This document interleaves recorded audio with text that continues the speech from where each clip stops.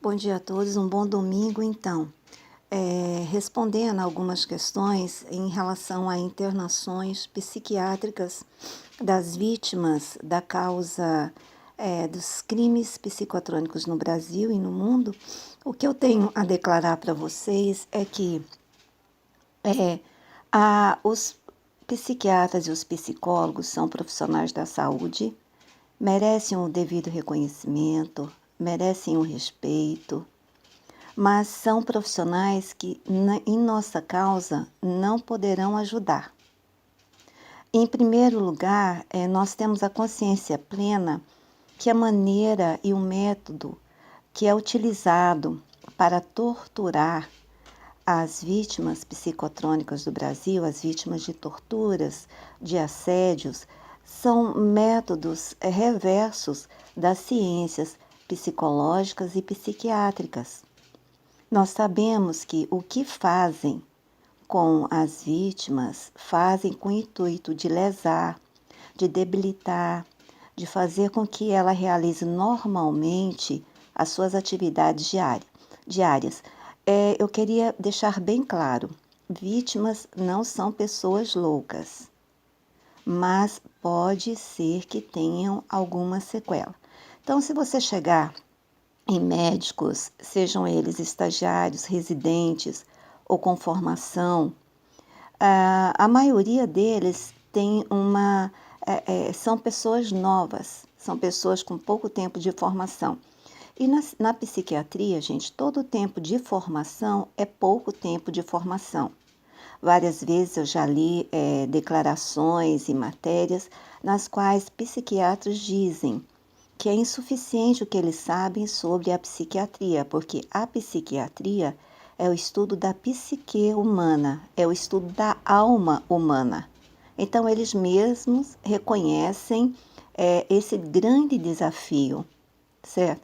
Então, você chega nos médicos da área para falar que você está sofrendo torturas, que você está ouvindo vozes, mas que não saem de você, que você sofre provocações, que você não tem sossego onde quer que você vá. Eles vão deduzir que o problema é seu, mesmo sabendo que existem esses recursos, existem essas técnicas de monitoração marginal. Eles vão achar que esse problema é seu, que está saindo de você, que é você para onde você vai, que você carrega. Eles não vão entender que você quer se ver livre dessa tortura, desse problema.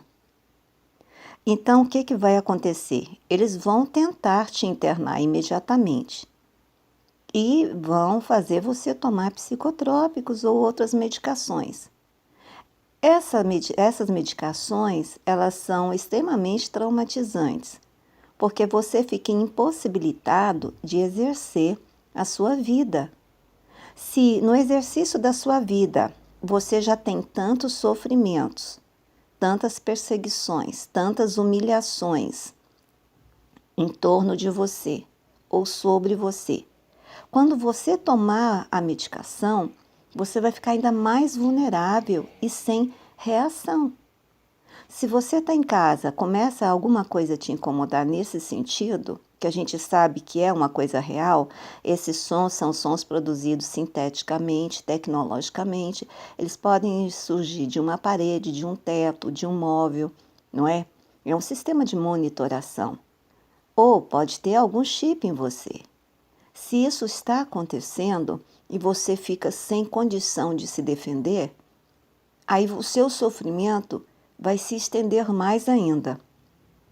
Se você é internado, quando você é internado, você vai ser internado entre pessoas que realmente têm problemas mentais, que andam daqui para ali, que gritam, que falam coisas sem sentido, que se debatem.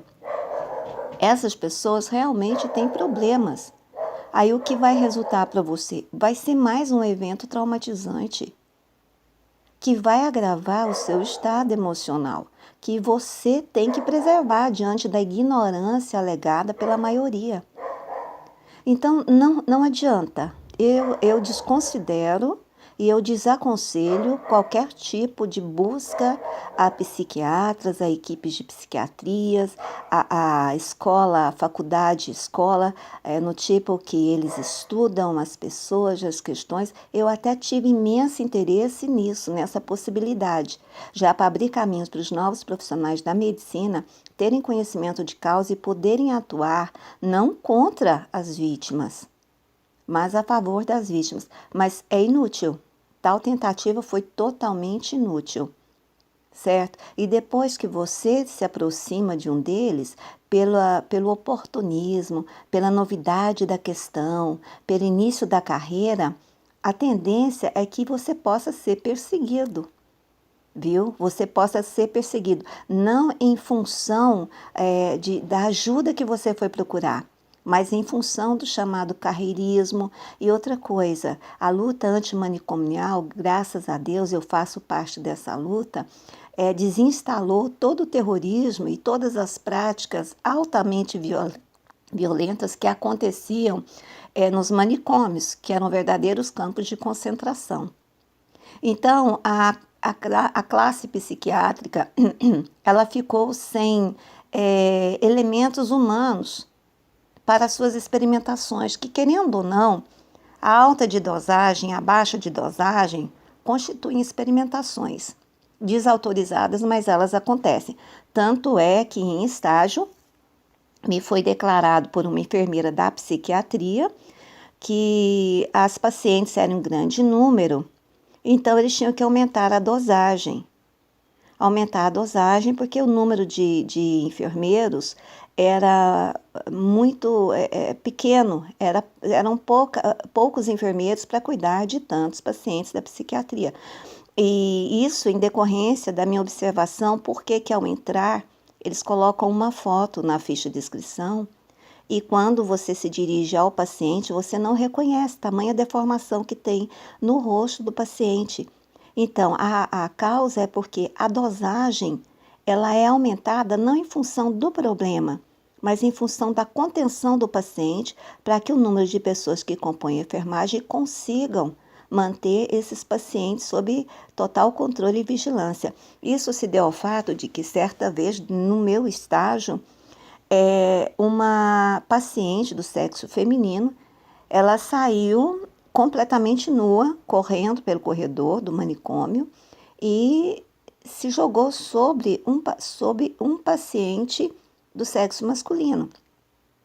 Então, foi um pouco trabalhoso para poder conter aquela situação, né, e retirar a cada um para a sua ala, digamos assim. Mas isso, você pensa num target indivíduo, numa vítima de tortura instalado num ambiente deste. É muito delineável, não digo, maleável a ética da psiquiatria, gente. É um campo que depois que você entra, que você busca, dificilmente você consegue sair, porque o poder judiciário, eles não têm argumento, eles não têm força nem conhecimento de causa em relação às práticas que ocorrem na psiquiatria. Eles são advogados, eles não são médicos psiquiatras. Aquela novela que passou na Rede Globo, ela retrata muitíssimo bem o que ocorre em termos de corrupção psiquiátrica, onde não há corrupção. Há corrupção em tudo na vida hoje em dia. As pessoas que menos você esperam podem ser as mais sujeitas a serem aliciadas para o mundo da corrupção. Então vai ficar o meu recado seguinte: nós vítimas, porque eu sou ativista pelos direitos humanos, mas eu também sou vítima. O que nós temos que fazer é buscar nossas defesas em todos os campos, né? Afetivos, emocionais, morais, sociais. Buscar nossas defesas com os nossos próprios recursos, buscar ler, buscar refletir, discutir com outra pessoa do grupo que também esteja vivendo essa mesma situação imposta. Não é condescendente com a nossa realidade mental, mas é imposta, a qual nós somos obrigados a nos sujeitar, continuar peticionando as autoridades jurídicas do Brasil e de todo o mundo, como nós temos feito há mais de 10 anos, certo? Desenvolvendo meios, estratégias de defesa, né, próprias, buscando sair. Quando começar essa incitação, quando começar esse assédio, a gente se desloca fisicamente, busca uma e outra atividade e vai desenvolvendo táticas e técnicas de defesa, não de fuga do problema, mas de defesa. Ninguém tem que fugir de um problema mental que não existe. Não existe, estão querendo desenvolver. Agora, muito cuidado com profissionais da psiquiatria.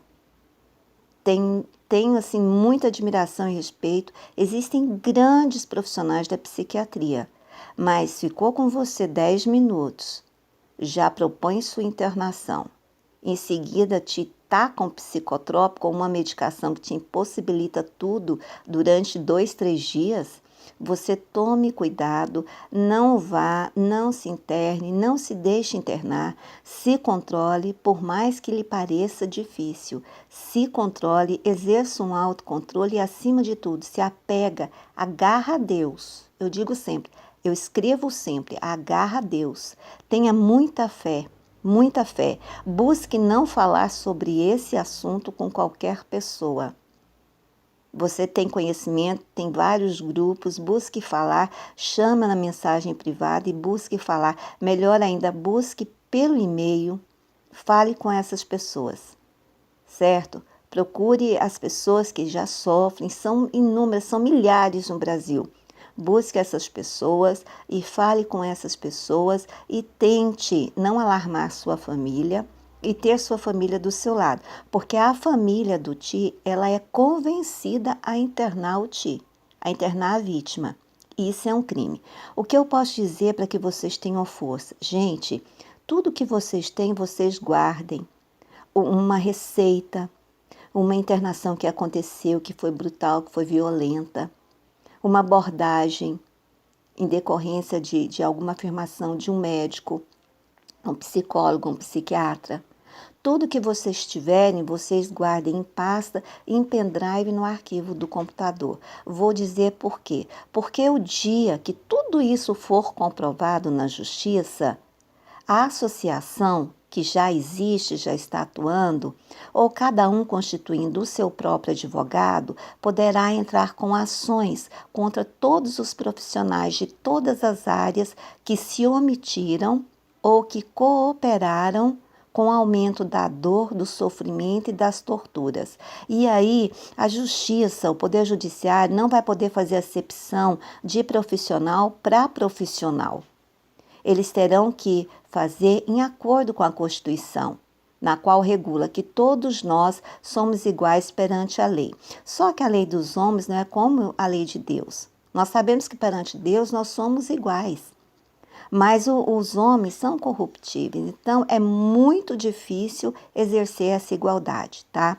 Fiquem em paz na medida do possível, eu sei o quanto é difícil.